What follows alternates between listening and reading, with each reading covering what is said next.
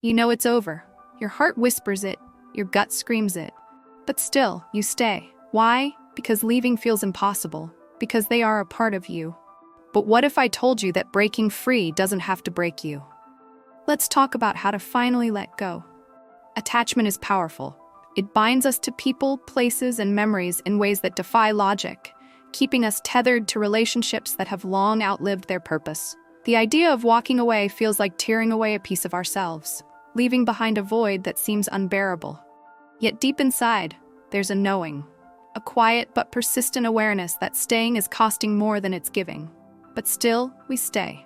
Not because we should, not because we want to, but because the idea of leaving feels like free falling into the unknown.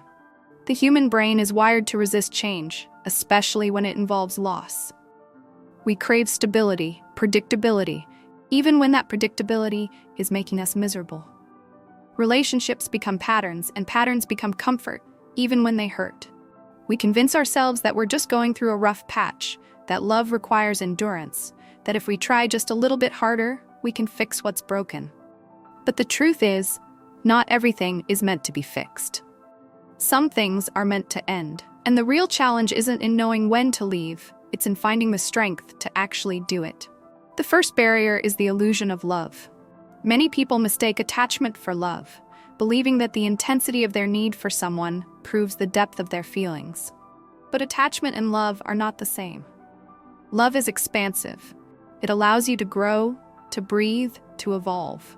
Attachment, on the other hand, is restrictive. It binds you to someone not because they bring out the best in you, but because they fulfill an emotional dependency that you haven't learned to meet on your own. If being with someone makes you feel smaller, more anxious, less like yourself, then it's not love. It's fear masquerading as love. Fear of loneliness is another chain that keeps people stuck. The thought of being alone can feel unbearable, as if it confirms some hidden belief that we are unworthy of love. But loneliness and being alone are not the same. Loneliness is not the absence of a partner. It's the absence of connection. And connection starts with yourself.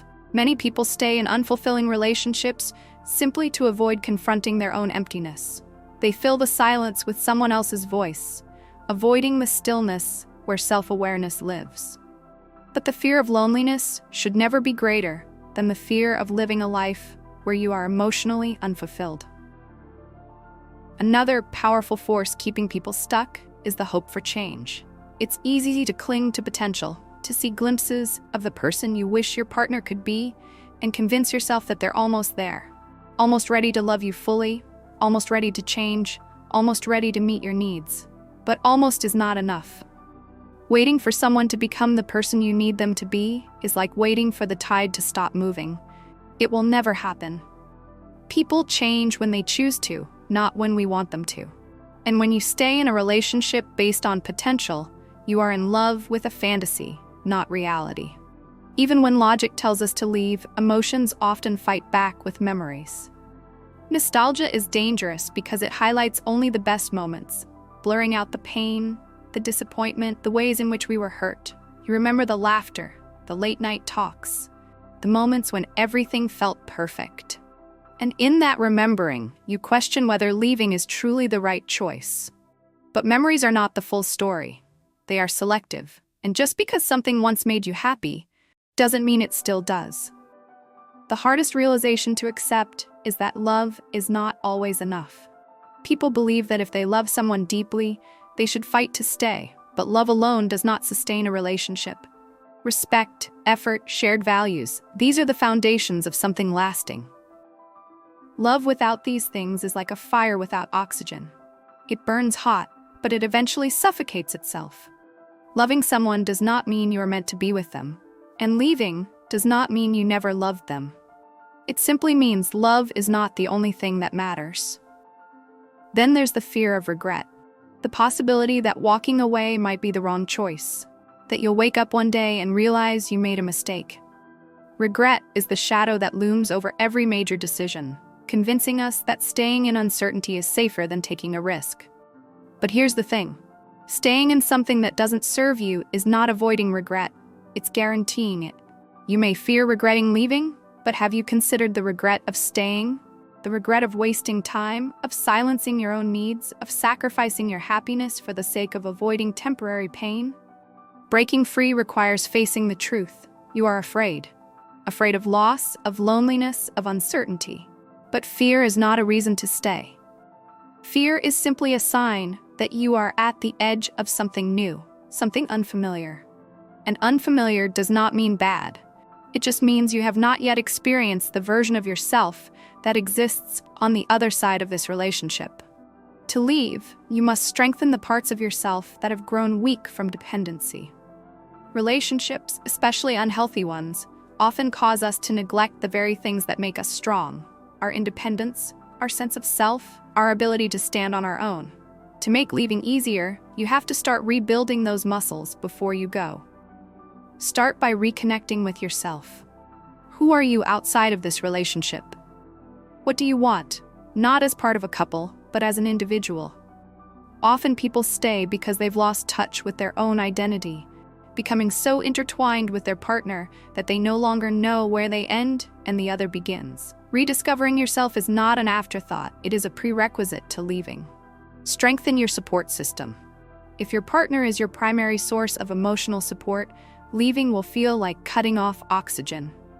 But if you rebuild your friendships, lean on family, connect with a community, you create a safety net that catches you when you walk away.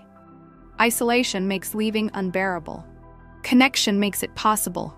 Build a life that excites you outside of the relationship. Many people stay because their partner is the center of their world, but your world should be bigger than one person. Find passion, purpose, something that gets you out of bed in the morning. When you have something meaningful driving you, you won't need to cling to someone who is holding you back. And then, when you are ready, leave. Not when they hurt you again. Not when you hit your breaking point. Not when you have no other choice. Leave when you are still whole enough to walk away with dignity. When you can leave, not out of desperation, but out of self-respect. Leaving will hurt. There is no way around that. But pain is not the enemy. Stagnation is. You will grieve, you will question yourself, you will have moments of doubt, but the pain of leaving is temporary. The pain of staying in the wrong relationship lasts forever. Commit to the decision. No contact. No emotional breadcrumbs. No reaching back when loneliness creeps in. Your future self will thank you for the strength you show now. Healing is not linear, but every day you spend away from the relationship is a day closer to clarity. And one day, sooner than you think, you will wake up and realize you don't miss them anymore. The pull will be gone. The ache will have faded. And you will see the truth you couldn't see before. Leaving was never about losing them. It was about finding yourself.